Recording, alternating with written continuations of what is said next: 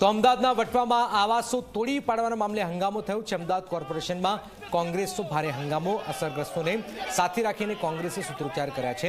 કોંગ્રેસના નેતાઓ બેનર દર્શાવી વિરોધ કર્યો છે। દાણીપીઠ કચેરીમાં બેસીને વિરોધ કર્યો છે। સીબીઆઈ તપાસની માંગ કરી જવાબદારો સામે પગલાં લેવાની માંગ છે। દાણીના ધારાસભ્ય શૈલેષ પરમાર પણ વિરોધ પ્રદર્શનમાં જોડાયા હતા।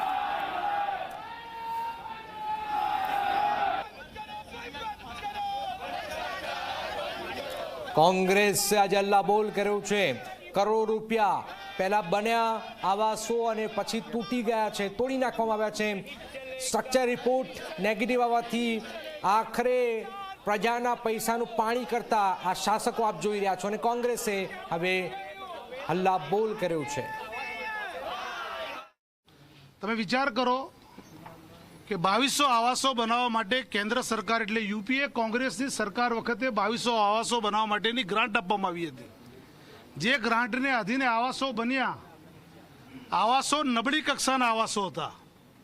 આવાસો ગરીબ માણસોને જે ફાળવવા જોઈએ, ગરીબ માણસોને આવાસો ફાળવવામાં આવ્યા નહીં અને બંધ બારણે પાછલા દરવાજે કોઈને પણ ગંધ આવ્યા સિવાય એ આવાસો તોડવાનું કામ કર્યું અને હંમેશા પાછલા બારણે જ્યારે આવાસો તોડવાનું કામ થયું છે ચોક્કસ કહેવાય કે ભારતીય જનતા પાર્ટીના હોદ્દેદારો અને કોર્પોરેશનમાં બેસતા બાબુઓએ આમાં લખલૂટ ભ્રષ્ટાચાર કર્યો છે।